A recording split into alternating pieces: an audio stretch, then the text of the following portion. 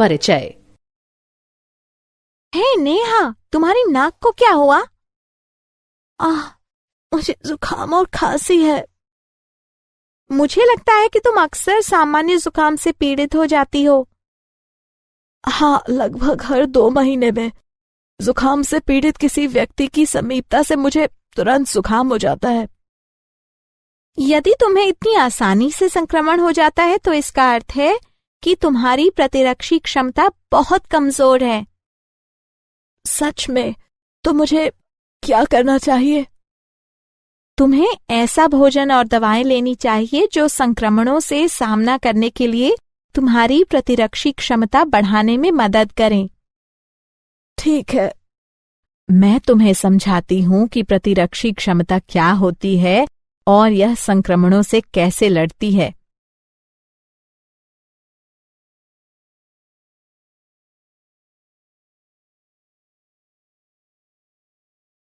उद्देश्य।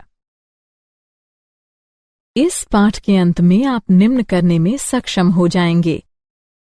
सहज प्रतिरक्षा के रोधों की पहचान करना, उपार्जित प्रतिरक्षा की अवधारणा को समझना, सक्रिय एवं निष्क्रिय प्रतिरक्षा के बीच अंतर को समझना, टीकाकरण एवं प्रतिरक्षणीकरण की अवधारणा को समझना, एलर्जी और स्व प्रतिरक्षा को समझना, मानव शरीर के प्रतिरक्षा तंत्र की पहचान करना।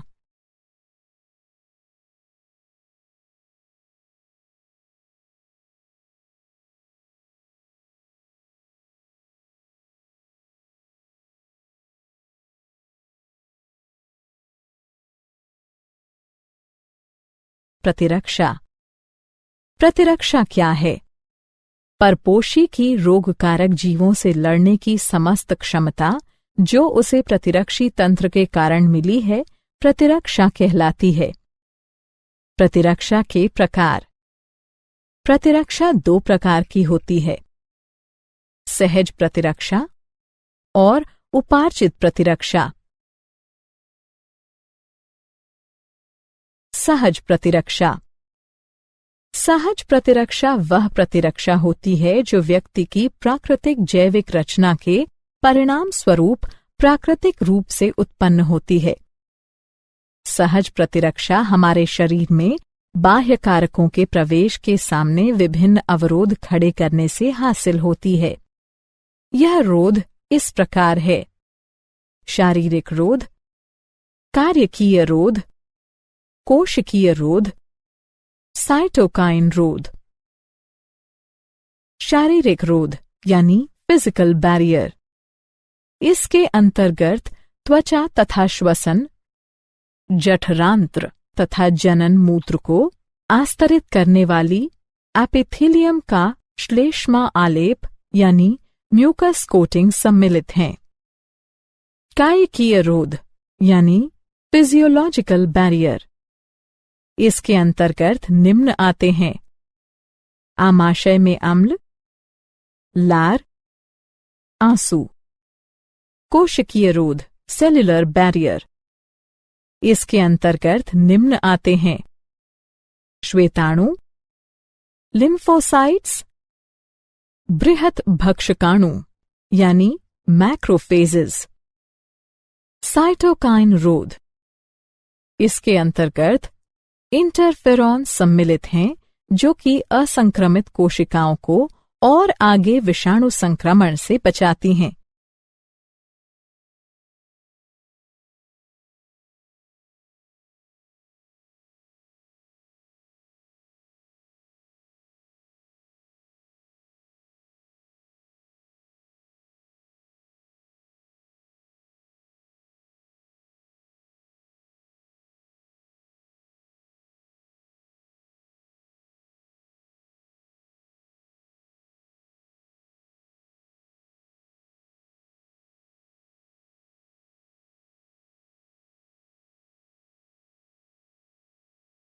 उपार्जित प्रतिरक्षा। उपार्जित प्रतिरक्षा यह प्रतिरक्षा होती है जो रोगजनक के संपर्क में आने पर रोग प्रतिकारक यानी एंटीबॉडी के विकास द्वारा प्राप्त की जाती है। जब हमारे शरीर का पहली बार किसी रोगजनक से सामना होता है तो एक निम्न तीव्रता की प्राथमिक अनुक्रिया होती है। हालांकि बाद में उसी रोगजनक से सामना होने पर बहुत ही उच्च तीव्रता की अनुक्रिया होती है। यह अनुक्रियाएं विशेष प्रकार के लसिकाणुओं की सहायता से की जाती हैं। बी लसिकाणु, टी लसिकाणु। बी लसिकाणु ये रोगजनकों से लड़ने के लिए रक्त में प्रतिरक्षी यानी एंटीबॉडीज नामक प्रोटीन का निर्माण करती हैं। टी लसिकाणु, टी लसिकाणु प्रतिरक्षियों यानी एंटीबॉडीज के निर्माण में बी लसिकाणु की सहायता करती हैं।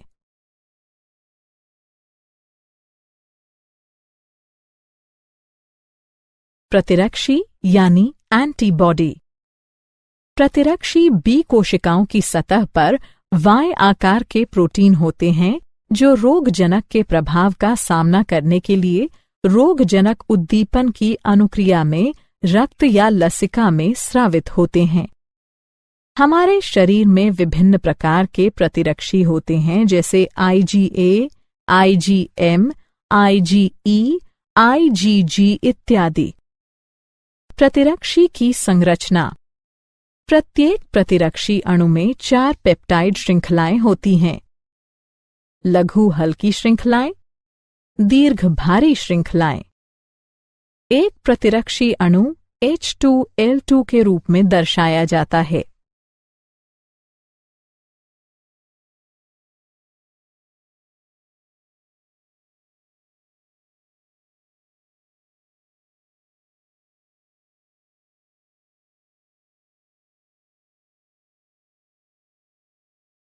प्रतिरक्षी अनुक्रियाओं के प्रकार। हमारे शरीर में 2 प्रकार की प्रतिरक्षा अनुक्रियाएं होती हैं। तरल प्रतिरक्षा अनुक्रिया। यह प्रतिरक्षा अनुक्रिया बी कोशिकाओं के द्वारा रक्त में प्रतिरक्षी के उत्पादन के द्वारा माध्यित की जाती है। कोशिका माध्यित प्रतिरक्षा अनुक्रिया। इस प्रकार की अनुक्रिया श्वेताणुओं, प्राकृतिक भक्षक कोशिकाओं, टी लसिकाणुओं और साइटोकाइन्स के सक्रियण द्वारा उत्पन्न की जाती हैं। इस प्रकार की अनुक्रिया टी लसिकाणुओं द्वारा माध्यित की जाती है।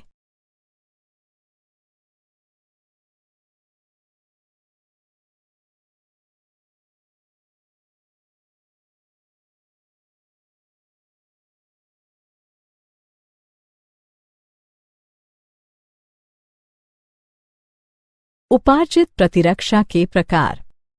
उपार्जित प्रतिरक्षा 2 प्रकार की होती है, सक्रिय प्रतिरक्षा और निष्क्रिय प्रतिरक्षा। सक्रिय प्रतिरक्षा यह एक प्रतिजन की अनुक्रिया में प्रतिरक्षी के उत्पन्न होने के परिणाम स्वरूप होती है। निष्क्रिय प्रतिरक्षा जब पहले से तैयार प्रतिरक्षी सीधे ही शरीर के बाह्य तत्वों से रक्षा के लिए दिए जाते हैं तो यह निष्क्रिय प्रतिरक्षा कहलाती है। सक्रिय और निष्क्रिय प्रतिरक्षा के उदाहरण। सक्रिय और निष्क्रिय प्रतिरक्षा को प्राकृतिक या कृत्रिम रूप में अर्जित किया जा सकता है।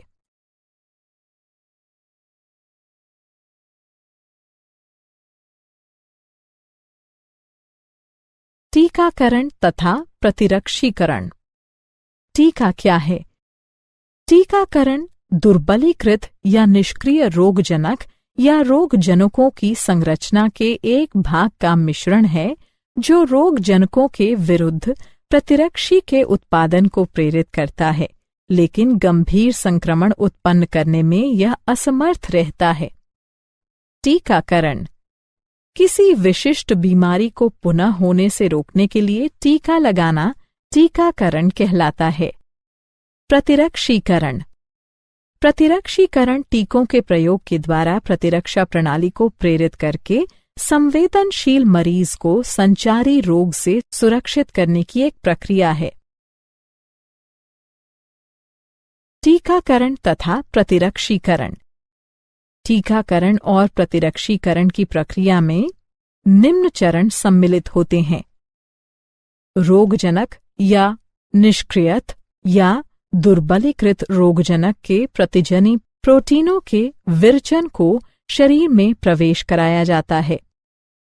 परिणाम स्वरूप प्रतिजनों के विरुद्ध रोगजनी कारकों को निष्प्रभावी बनाने के लिए प्रतिरक्षी उत्पन्न किए जाते हैं। साथ ही समृद्धि बी और टी कोशिकाएं बनती हैं जो परिवर्ती प्रभावन होने पर रोगजनक को पहचान देती हैं और प्रतिरक्षी के भारी उत्पादन से उन्हें हरा देती हैं। इस प्रकार प्रतिरक्षा प्रणाली की स्मृति शरीर की किसी भी प्रकार के संक्रमण से रक्षा करती है।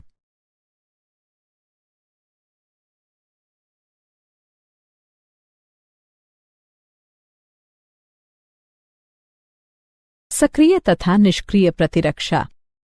सक्रिय प्रतिरक्षा किसी प्रतिजन की उपस्थिति या किसी संक्रामक रोग के संपर्क में आने पर अनुक्रिया के रूप में प्रतिरक्षियों के विकास के परिणाम स्वरूप प्रतिरक्षीकरण, उदाहरण के लिए बीसीजी का टीका।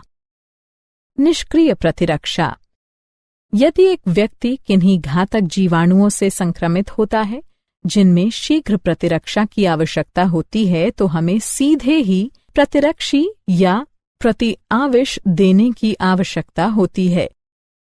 इस प्रकार का प्रतिरक्षीकरण निष्क्रिय प्रतिरक्षण कहलाता है। उदाहरण टिटनेस प्रतिआविष।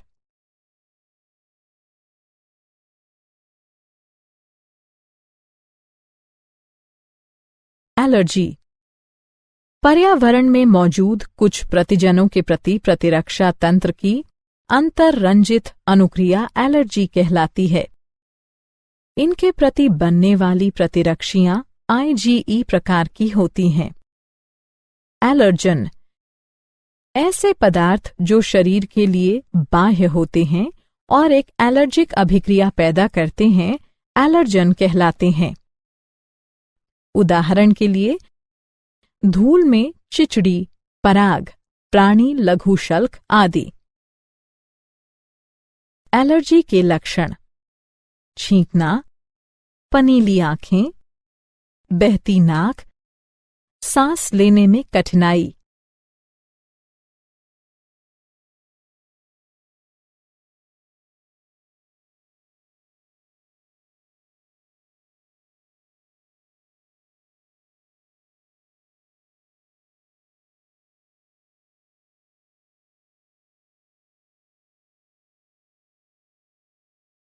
एलर्जी। एलर्जी के कारण जब एक व्यक्ति किसी एलर्जन के संपर्क में आता है तो IgE प्रतिरक्षी बनते हैं जो स्वयं को मास्ट कोशिकाओं से जोड़ लेते हैं। ऐसी मास्ट कोशिकाएं एलर्जन के संपर्क में आने पर हिस्टामिन तथा सेरोटोनिन जैसे रसायन निर्मोचित करती हैं जिससे एलर्जी होती है। एलर्जी का उपचार एंटीहिस्टामिन, एड्रेनलिन और स्टेरॉइड्स जैसी दवाओं के उपयोग द्वारा एलर्जी के लक्षण कम किए जा सकते हैं।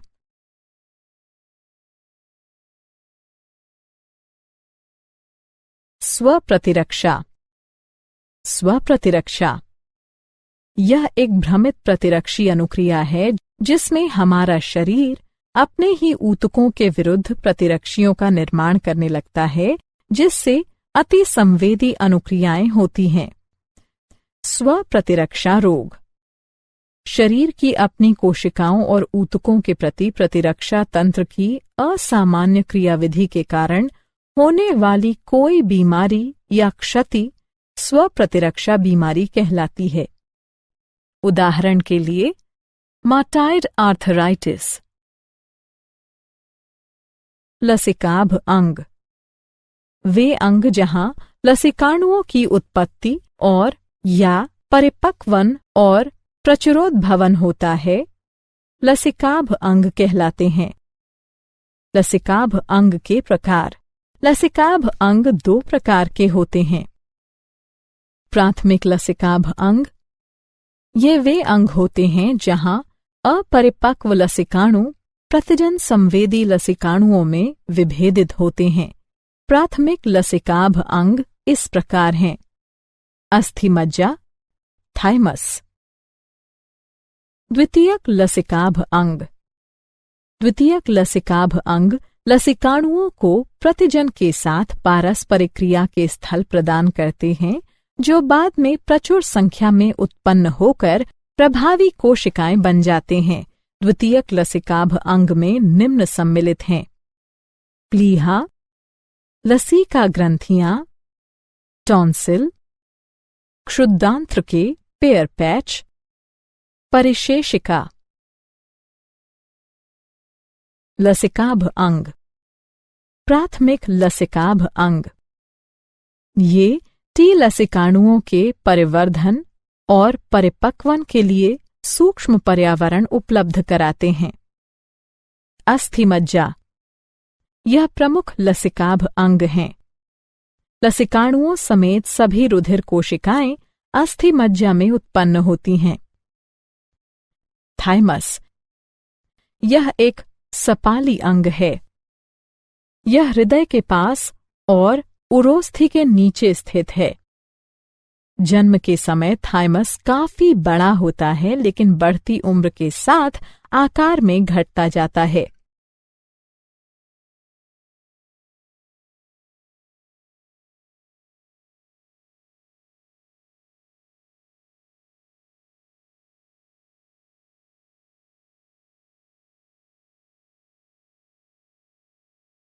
लसिकाभ अंग। द्वितीयक लसिकाभ अंग। प्लीहा। यह सेन की आकृति का अंग है। इसमें लसिकाणु और भक्षकाणु होते हैं। यह रुधिर जनित सूक्ष्म जीवों को अवरुद्ध करके रुधिर निस्यंदक के रूप में कार्य करता है। लसिका ग्रंथियां। ये छोटी ठोस संरचनाएं होती हैं जो लसिका तंत्र पर भिन्न भिन्न स्थलों पर स्थित होती हैं। जो सूक्ष्म जीव या दूसरे प्रतिजन लसिका और ऊतक तरल में आ जाते हैं, वे उन्हें रोक लेती हैं। ये प्रतिजन वहां मौजूद लसिकाणुओं का सक्रियण प्रेरित करती हैं और प्रतिरक्षा अनुक्रिया के लिए उत्तरदायी हैं। मॉल्ट या श्लेष्म संबद्ध लसिकाभ ऊतक। यह मानव शरीर के लसिकाभ ऊतक का लाभ 50% है। यह प्रमुख पथों जैसे श्वसन, पाचन और जनन मूत्र पथ के आस्तरों के भीतर स्थित। क्या आप जानते हैं? पॉलीऑर्थराइटिस, मल्टीपल स्क्लेरोसिस, जार्गन सिंड्रोम इत्यादि स्वप्रतिरक्षा रोगों के उपचार हेतु सूक्ष्म गोलियों या गुटिकाओं के रूप में डायलिकल फ्यूमारेट का उपयोग साइक्लोस्पोरिन के संयोजन में किया जा सकता है। सारांश। आइए हमने जो कुछ सीखा है उसे संक्षेप में दोहराएं। परपोषी की रोगकारक जीवों से लड़ने की समस्त क्षमता जो उसे प्रतिरक्षी तंत्र के कारण मिली है, प्रतिरक्षा कहलाती है। प्रतिरक्षा 2 प्रकार की होती है, सहज और उपार्जित। सहज प्रतिरक्षा शारीरिक, कार्यकीय, कोशिकीय और साइटोकाइन रोध बनाती है। बी और टी लसिकाणु शरीर को उपार्जित प्रतिरक्षा प्रदान करते हैं। यह सक्रिय या निष्क्रिय प्रतिरक्षा हो सकती है। किसी विशिष्ट बीमारी को होने से रोकने के लिए टीका लगाना टीकाकरण कहलाता है। पर्यावरण में मौजूद कुछ प्रतिजनों के प्रति प्रतिरक्षा तंत्र की अतिरंजित अनुक्रिया एलर्जी कहलाती है। शरीर की अपनी कोशिकाओं और ऊतकों के प्रति प्रतिरक्षा तंत्र की असामान्य क्रियाविधि के कारण होने वाली कोई बीमारी या क्षति स्वप्रतिरक्षा बीमारी कहलाती है। वे अंग जहां लसिकाणुओं की उत्पत्ति और या परिपक्वन और प्रचुरोद्भवन होता है, लसिकाभ अंग कहलाते हैं। वे प्राथमिक यानी अस्थि और थाइमस या द्वितीयक जैसे प्लीहा, लसिका ग्रंथियां आदि हो सकती हैं।